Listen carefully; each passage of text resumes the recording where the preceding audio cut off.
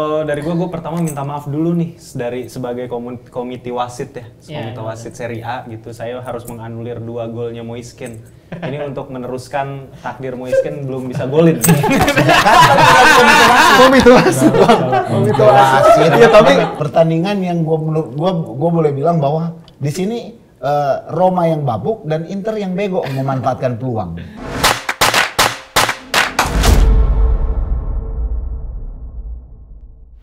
Buongiorno tifosi, welcome to Pinball, opini football. Di mana di sini kita akan membahas sepak bola, terutama sepak bola Serie A atau Liga Italia. Kali ini gue nggak sendirian, udah bersama 4 orang badut ini. Yang kali ini menjelma berbagai macam nih cosplaynya. Mulai dari yang paling ujung dulu deh, dengan Bapak Reza. Jadi apa nih hari ini? Saya jadi Daniel Orsato hari ini ya, yang memimpin pertandingan antara Napoli melawan AC Milan semalam. Emang Orsato pakai rok ya? Ini biar nggak dingin aja bang. Oh. Gitu.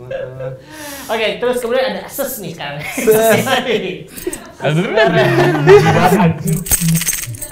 300 dapat gak? Bisa kali 300 ya bang ya? Dia mah gocap. Gocap kembali cepat lagi. Kalau kena gigi. Waduh. Terus ada Bang Botak yang kali ini memakai rambut merah jadi nggak botak hari ini. Cibi-cibi lah gua. Dan terakhir ada John Lennon. Oh iya benar lagi John Lennon. Habis pulang dari Abbey Road ya? Yang habis pulang dari Abbey Road bener. Kenapa mereka pakai baju dandan seperti ini? Karena kemarin Milan dan Napoli bermain imbang dengan skor 2-2 ya. Tapi itu akan kita bahas terakhir aja ya. Kita bakal bahas rekap pertandingan Giornata 10 yang enteng-enteng dulu aja kali ya. Mulai dari apa kemarin Juventus juga akhirnya kembali memetik kemenangan 1-0 dari Hellas Verona dan diam-diam udah merayap nih ke peringkat 1 ya dia ya. Terakhir, bentar kan? Berapa jam doang kali ya? Hitung jam lah ya. Sombong nih Inter. Iyalah, ya kita lihat dong. Ini ngomong-ngomong Videotronnya udah baru nih sekarang nih. Udah bagus, udah kreatif. Udah kreatif ya, good job untuk tim kreatif. Orang main futsal ya kan yang keren. Ada perubahan lah sekarang. Iya, daripada nongolin Costa yang lari-lari nggak jelas di situ. Oke, kita bahas Juventus dulu nih. Juventus diam-diam udah merangkak ke posisi 2 dengan poin 23 poin ya kalau nggak salah ya. Iya, betul. Iya. Nah, ini 22. Milan yang 22 kan? 23 ya? Oh, dia peringkat 2 ya? Iya, udah kesel Milan. Makanya kita Inter jadi ada di atas begini. 25. Oh iya betul, Inter 25. Isi goblok. Ya udah, ini kalau menurut gue sih pertandingan yang sebenarnya berat sebelah lah, cuman skornya cuma 1-0. Gue mau tahu dulu komentar dari Bapak Ranggan yang baru pulang dari KL. Baru pulang dari ini, di road. Buat gua ya ngeliat pertandingan, jujur gua nggak nonton full matchnya, jadi ya memang udah expected bahwa pertandingannya bakal boring, jadi gua nggak pengen nonton. Tapi ya kalau gua lihat dari overall di highlight, statistik dan lain-lain, membuktikan bahwa memang kalau ngomongin Juve masih punya ya biarpun kemarin ada sempat gol yang lucu ya, yang udah selebrasi ternyata nggak jadi. 2 kali lah. 2 kali. Selebrasi sampai capek tuh. Kayaknya kalau sampai gol ketiga dia juga udah nggak mau selebrasi nih, kayak offset lagi deh.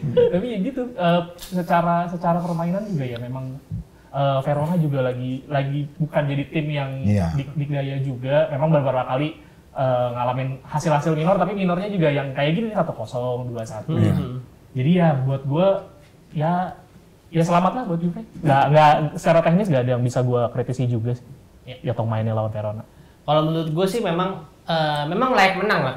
Banyak peluang, attempt sampai 30, shot on goal 6, cuman skornya cuma 1-0. Kalau menurut Bang Botak layak nggak Juve kemarin menang sebenarnya? Ya layak sih. Kan juga udah diatur sama Bandar ini pemainnya. Kan si sang penjudi udah nonton di atas tuh sih. Iya, udah dong itu. Nggak sih, tapi secara permainan ya gue bilang untuk Serie A musim ini Inter harus waspada dengan pergerakan daripada Juve. Juve ini makin kesini makin terlihat jelas menang 1-0, menang krusial, tapi itu poin-poin penting gitu loh. Jadi ya bagi gua buat para fans Juve kayaknya harapan kalian yang selama ini tidak mengangkat Scudetto akan terwujud di musim ini kalaupun Inter tidak bisa maksimal. Ya karena kalau gua sebagai Milanisti nggak usah lah dihitung. Peringkat 6 lah Milan akhir musim kalau masih bersama Pioli asuh. Oke. Ja, ada tambahan? Kalau dari gue pertama minta maaf dulu nih sebagai komite wasit ya, Iya, komite wasit Serie A gitu. Saya harus menganulir 2 golnya Moiskin.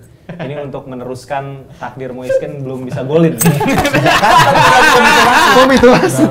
Komite wasit. Iya, tapi tambahan sedikit menurut gua. Komite wasit. Komite wasit. Itu pakai helm. Aduh, udah persiapan. Itu gunanya dia pakai Mengeluarkan statement-statement kontroversial tentu saja. Tapi ya Juventus ini pertandingan yang nggak efektif ya, dalam artian dari 30 shot tadi konversi golnya cuma 1 dan itu juga di penghujung laga.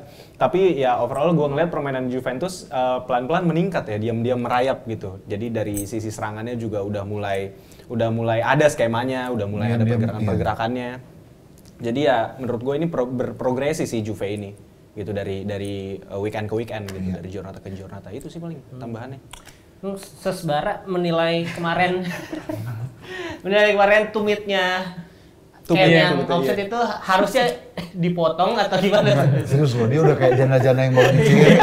Diem aja lagi dia tadi. Hampir di semua males banget. Itu dia pakai dogmart sih. Orangnya nongol, jadi offset. Karena match kemarin sih gue sangat terpukau dengan permainan Moiskin sih. Dia untuk gue rasa pertama kalinya dia Bermain bagus. Setelah berapa fire.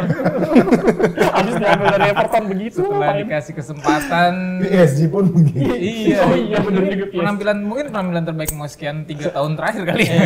Apa seumur karir?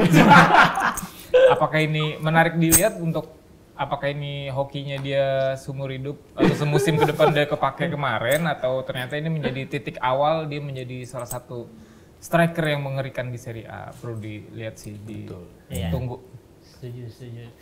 Oke, ngomong-ngomong Moiskin, kita aus sih. Kapan? Dan gimana Moiskin sama aus? Moiskin kayaknya M-nya minum. Oh, Tadi kayaknya apa? Nggak nyaman Moiskin dulu. M-nya minum, betul kan? Habisnya nggak ada. Sudah masuk akal kan ini. Wis, Dokter. Dok, ini minumnya di Riau nih dok. Rumah sakit jiwa. Enggak, gua maaf nih, gua mau potong pembicaraan dulu nih. Setahun kita syuting pinball gila semua loh. Makanya sih kurang lagi mau ngecek body sekalian. Aduh, sehat emang. Silakan Costa, bisa-bisa ada yang lalu lalang di apa? Di Blok M ini ada yang pakai baju dokter. Diri sendiri. Ini ganti aja nih sumber waras. Oke, kita minum dulu biar kamu. Ya biar waras kita minum dulu. Waras ya. Forza Pinball. Forza Serie A.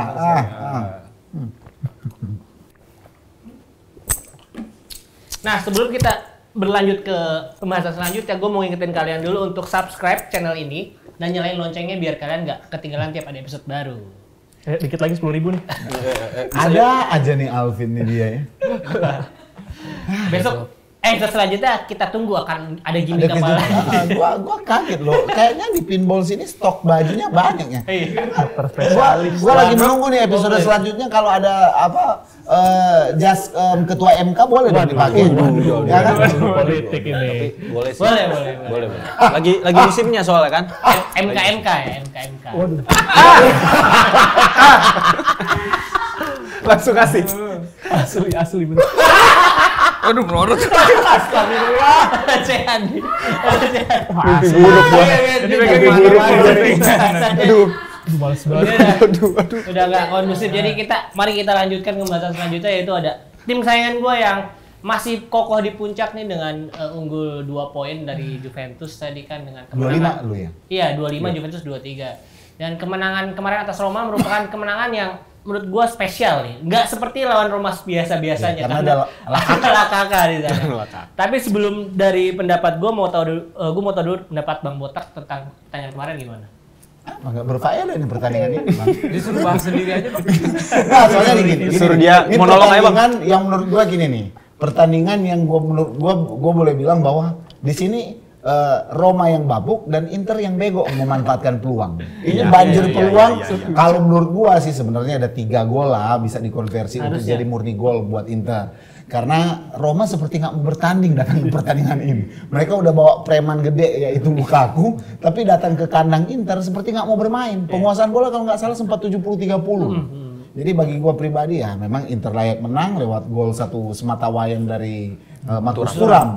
Dan di situ ada satu kejadian epik. Marcus Thuram dan Lautaro Martinez beserta dengan pemain Inter merayakan golnya, sementara Lukaku melihat dari jauh sambil dia mungkin ada iringan lagu. Seandainya aku yang di situ. Iya, harusnya Iya, aku yang di sana. berguna Dan bukan ya, nah itu ya. Beginilah efek kalau seandainya timnya bapuk lah, begini dia jadi orang-orang. Iya, kalau dari gua sih memang terlihat sangat defensif ya, Roma kayak nggak pengen menang gitu, Iya, kan incer betul. seri doang. Kalau menurut Bung Reza nih, dengan permainan Roma kemarin apa sih sebenarnya yang diinginkan oleh, kan Mourinho nggak ada nih, tapi diinginkan oleh asisten Mourinho kemarin? Ya saya minta maaf dulu nih. Lu bawa wasit gua tabok lagi lu ya. Karena saya ngasih kartu merah Mourinho kemarin. Abis saya dia ngeselin kan. Gue minta maaf dulu nih ke fans Roma nih kan.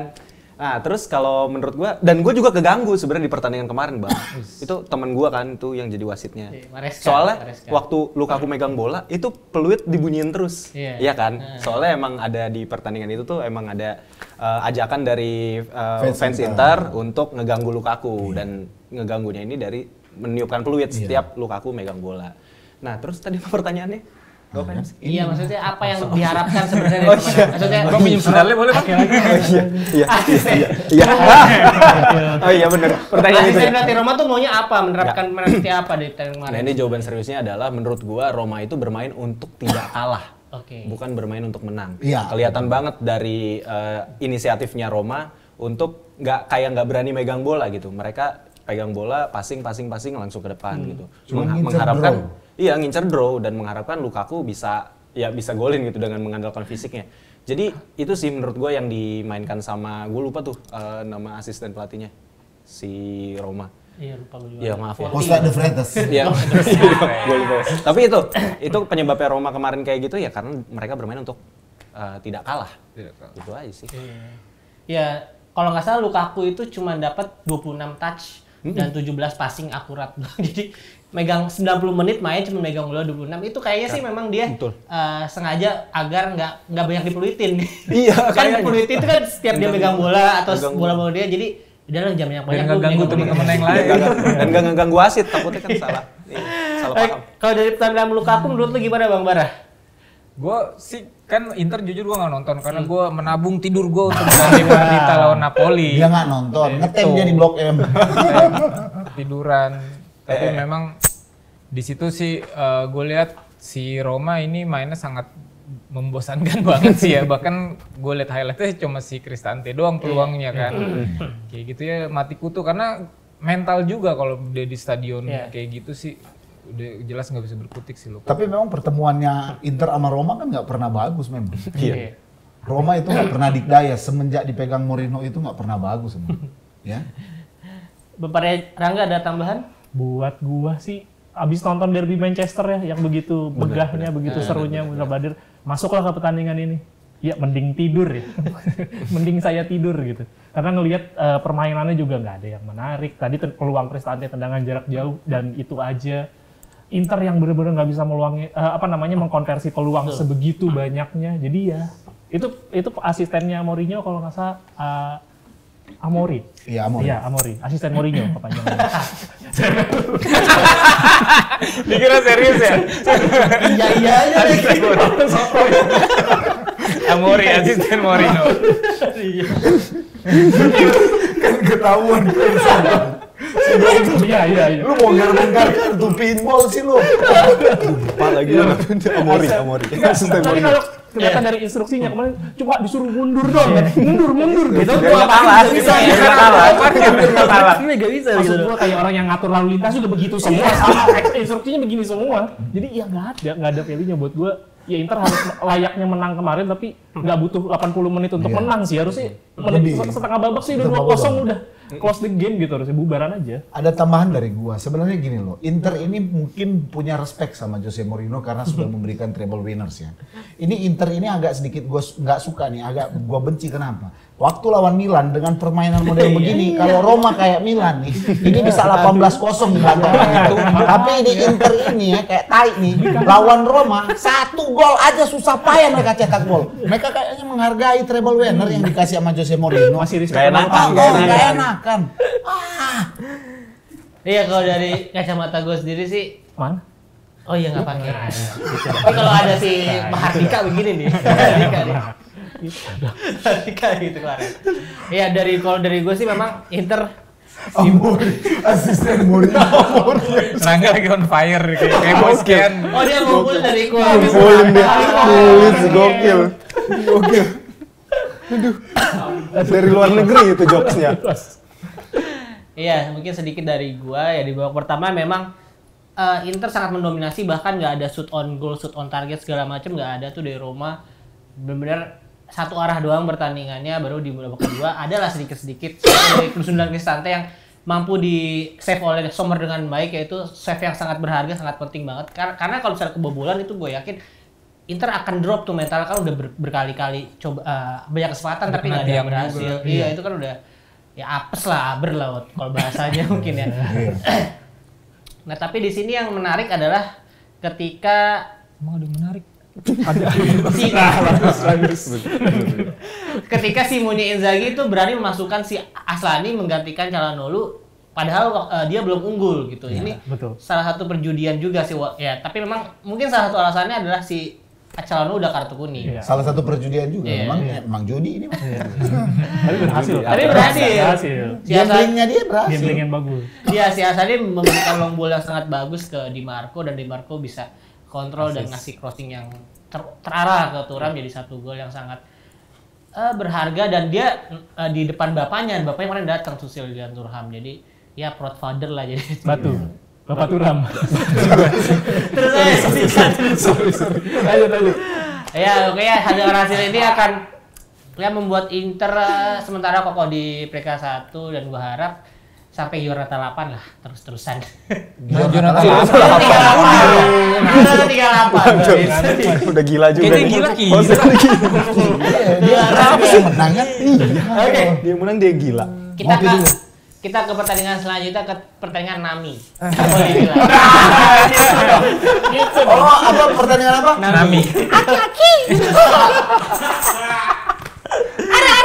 Seperti yang udah ada di Videotron nih, walaupun agak nggak kelihatan ya karena kalangan skornya berakhir imbang dengan skor 2-2. Milan berhasil mencuri gol terlebih dahulu di babak pertama, kemudian Napoli menyimbangkannya di babak kedua lah gitu. Nih, gue mau tahu dulu dari yang berkobar-kobar yang udah Bang, talinya bang. Aduh, Makin males ya Pioli nih. ya silakan Bang, gimana? ya Allah, ini episode apaan sih? Gara-gara seri kan. Jadi momentum buat mecat Piolinya hilang. Makanya gue selalu gembar-gemborkan dari yang kemarin tuh lawan PSG kalah, itu kesempatan mecat. Karena ini begitu seri, ditambah lagi besok juga Giornata 11 lawan Udinese, kemudian Lecce, terusnya baru agak berat di Roma. Ini udah hilang lagi momennya buat mecat Pioli. Dan kemarin jujur sih ada perbaikan Pioli sih bang. Apa tuh? Oh, bau.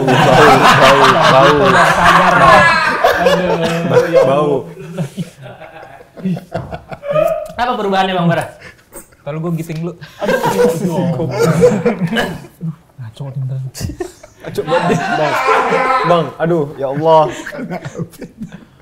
Ini bisa apa sih? Jadi plus poinnya ya kalau gue lihat kemarin Pioli. Gue sih fair, Pioli ada bagusnya. Yang harusnya dia ngelawan tim kuat tuh seperti ini. Kalau si Theo kan memang dia modelnya larinya diagonal ke dalam kan. Tapi kalau dia difungsikan sebagaimana fullback normal. Yang normal, yang nggak ke tengah-tengah Iya, ya. dan itu memang fungsinya buat marking si Kvaratskhelia juga. Dan itu harusnya ketika lawan PSG, ketika lawan Juve kan juga begitu, nggak usah ribet. Nah plus poinnya Pioli 1 itu. Terus kedua itu adalah dia si Giroud juga menemukan golnya lagi nih setelah puasa beberapa kali. Itu plus poinnya sih. Cuma memang ada yang di luar ekspektasi adalah Pulisic cedera. Kalau lu cedera itu mempengaruhi.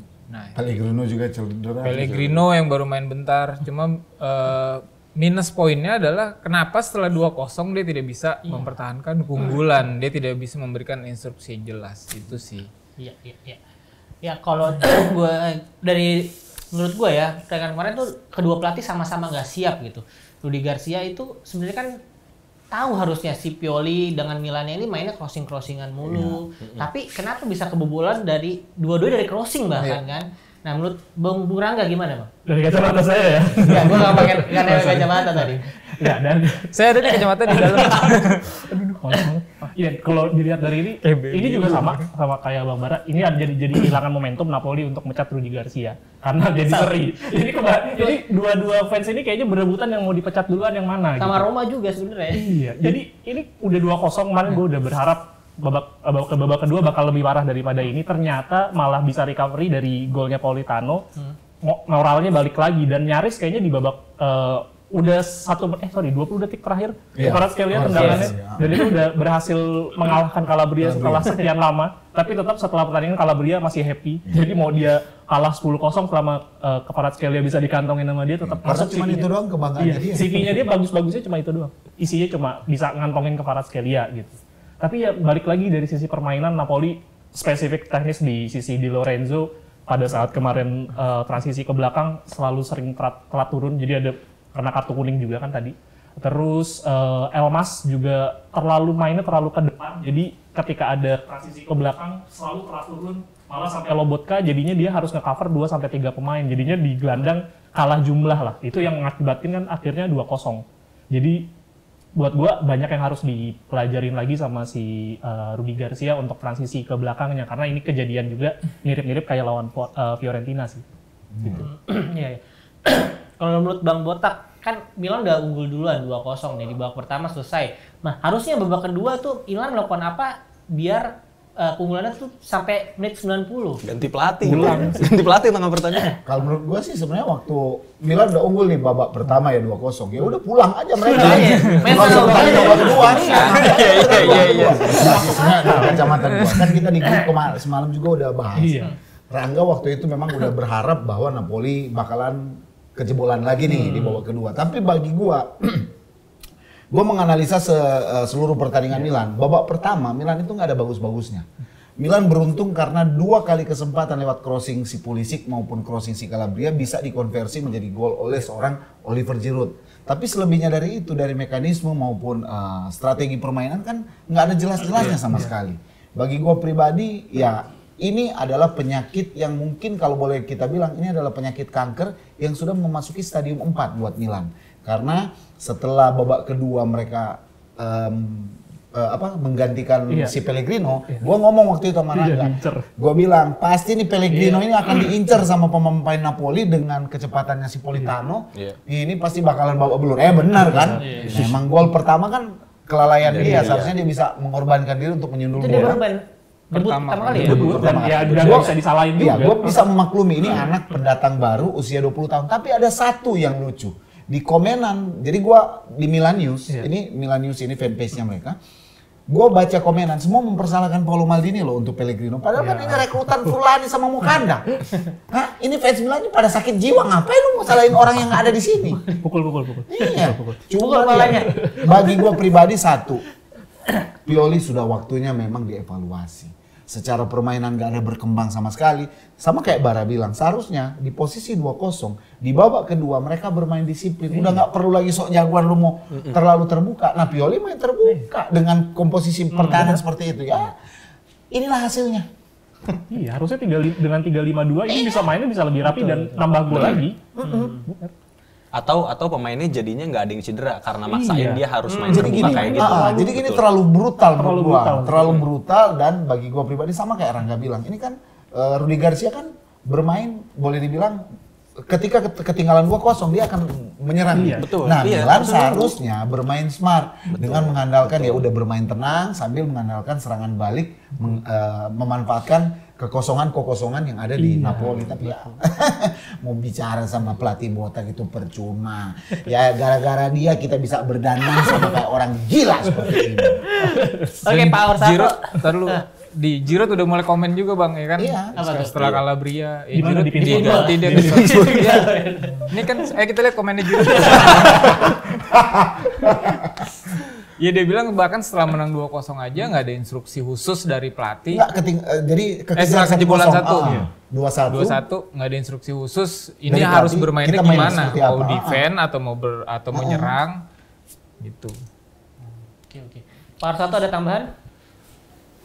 Speechless saya. Tapi mungkin gue dari sudut pandang lain. Sebenarnya dengan skor 2-2 ini buat Milan juga dan buat Napoli ngejaga momentum juga di klasmen Serie A. Karena kan dengan berbagi poin ini ya mereka tetap ada di posisi atas kan, di posisi 3 dan posisi 4 berbagi sama-sama 1 poin. Dan juga menurut gue buat Milan sendiri ini penting karena dari 2 pertandingan ke belakang lawan Juventus kalah, lawan PSG kalah. Nah, ini menurut gue jadi ngejaga mental pemainnya untuk paling tidak nambah down gitu dengan kekalahan gitu. Wah, ini mah udah pasti down ini. Iya, Konfliknya mereka udah. tapi memang kalau dengan berjalannya pertandingan ini tiba-tiba dari 2-0 di counter di comeback jadi 2 sama atau tadi sampai 3-2 mungkin itu lebih parah lagi kan. Masalahnya Napoli juga butuh momentum karena lawan tim besar belum pernah menang sama sekali, Madrid, Lazio. Dan ini Milan. Jadi belum butuh momentum juga untuk Seharusnya kan Lazio nggak masuk hitungan tim besar. ya mesti diakui lah, diakui sama Big names lah ya, big gitu. names lah ya. Maksudnya big names lah, dengan big names justru masih belum pernah. Dan di kandang selalu dapat kesialan terus. Jadi ya masih belum menemukan kemenangan besar lawan tim-tim besar juga. Kalau mungkin dari kita sih Semambar, ya mungkin kita perlu evaluasi satu hal sebenarnya. Bahwa Milan kehilangan identitas sebenarnya. Ya, secara permainan, secara kolektivitas tim maupun pemain-pemain ini kan pemain-pemain yang boleh dibilang ijo semua. Yang senior di situ boleh dibilang cuma Giroud. Selebihnya dari itu adalah pemain-pemain ijo. Iya, benar. Mike Maignan pun nggak seperti musim kemarin. Musim ini seperti terlalu gampang. Bagi gue pribadi tidak ada dalam sejarah tim yang kebobolan banyak itu bisa angkat trofi Scudetto itu nggak ada. Iya, belum. Sementara tim yang sangat sedikit kebobolan ada di peringkat 1 Inter dan peringkat 2-nya Juve. 5 dan 6. Jadi kalau bagi gue sebenarnya secara mentalitas maupun pemain-pemain Milan udah nggak ada mentalitas sama sekali.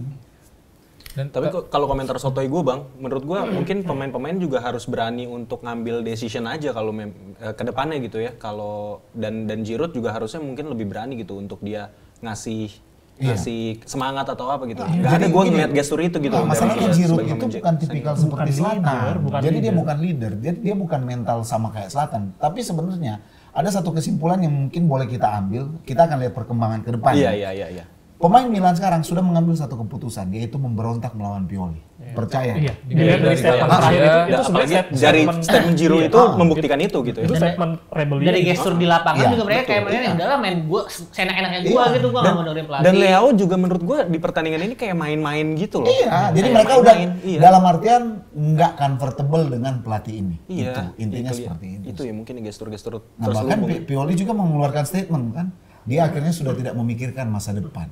Nah, udah. Iya, Tadi, maksudnya sorry, dia Bang. bilang kalau mau pecat aja Ya gitu. udah, jadi udah. Bang Bara gimana bang? Sorry bang, Udah Ikigai ya, Bang? Sorry bang. Udah tadi kepotong Bang Bara pengen ngomong. Oh, ngomong Mas. Ayo silakan Mas. Tapi kalau kayak gini sih Pioli bakal selamat sih karena kan 10 pertandingan ini lawan-lawan tim besar udah dilewatin semua kan. Dan manajemen Milan nggak pernah memberikan statement kalau target kita tahun ini Scudetto. Ada. Apa? Frulani yang kasih penghargaan. Itu 200 200 pertandingan. Statement Frulani terakhir adalah apa? Mereka mau persembahan terbaik di bulan Mei. Berarti persembahan terbaik di bulan Mei adalah apa? Trofi Scudetto. Itu Copa Italia mungkin ya mentok-mentok ya. Kalau gitu. Bener sih ya. Enggak sih, kalau Coppa Italia Milan itu nggak ada sejarah terlalu manis di Coppa Italia. Tapi itu pertanda juga mungkin pressure bang buat Pioli. Iya. 200 itu. Dan lu lihat fotonya nggak? Pemain Milannya nggak ada Nggak yang happy. senyum. Iya nggak ada Mereka senyum. cemberut gitu Iya. loh ngelihat si botak anjing ini kapan keluarnya gitu. Tapi gue mau nanya sedikit deh bang. Gue kan sebagai wasit di sini ya bang ya. Mau nanya ke lu dan ke Bang Bara gitu. Harapan lu sendiri sebagai fans Milan kalau misalnya memang Milan harus dapat hasil negatif dulu untuk ada perubahan. Tapi kan harus mengorbankan mungkin Champions League Nggak mungkin. masalah. Jadi begini, kadang kita perlu mundur 2 langkah untuk maju 5 langkah ke oke. depan. Betul, itu yang penting. Gitu. Karena lu mau Make sense pelihara ini, maaf ya, ini lu mau pelihara ini penyakit satu ini dia ini Nggak susah. kemana-mana sih, benar, Karena nggak kemana-mana. secara mentalitas, gue mempelajari bahwa Pioli ini tidak bisa membangkitkan mentalitas pemainnya sendiri. Gitu. Iya. Dan mungkin pemain merasa bahwa secara pola permainan nggak ada arah yang jelas nih Milan. Itu aja sih. Sensi. Oke, kalau dari pendapat gue ya dengan hasil imbang ini ya pasti yang jelas menguntungkan Inter ya di klasmen, jadi poinnya makin jauh dan Selisih 3 ya? selisih 3 dengan Milan ya. Kalau dengan Juve 2 dan satu lagi ya di sisi Pioli jadi stay dan Grigas jadi stay juga. Iya, ya. Keuntungan buat Inter. Gak kemana-mana juga Semesta Napoli ada memihak si Inter. Luis Garcia. Iya, ya 10 pertandingan ini Luis Garcia, Rudy Garcia emang. Rudy Garcia tuh mainnya Sendiri Liverpool gua. ya. Iya, maaf. Ya udah untuk para teman-teman Luis atau Diaz itu. Nggak ada Luis Garcia zaman dulu. Oh, zaman Zaman dulu. dulu. Yang waktu mereka Champions 2010. League. Iya. Ya oke, untuk para tifosi gimana Dari pendapat Spanyol, kalian iya. tentang pertandingan Giornata 10? Boleh tulis komentar kalian di kolom komentar ya, dan jangan lupa untuk nyalain lonceng untuk kalian dapat episode terbaru tiap minggunya. Dan jangan lupa juga follow Instagram dan TikTok di pinsport.com untuk berita olahraga ter-up to date. Jadi terima kasih teman-teman semua sudah membahas Giornata 10 ini dan sudah mendoakan Inter semakin di puncak terus. Nggak ada. Enggak. Amin. Gue udah nggak. Nah, apa-apa lah, gue udah gak ada kepentingan juga. Sama ya. saya udah. Dia juga mau angkat Udah Scudetto masuk lebih bagus. ya. Tinggal Juventus sama Inter aja nih yang kayaknya yang masih berlanjut ya. Oke, kalau gitu gua Aldi, arrivederci, Forza Pinball. Episode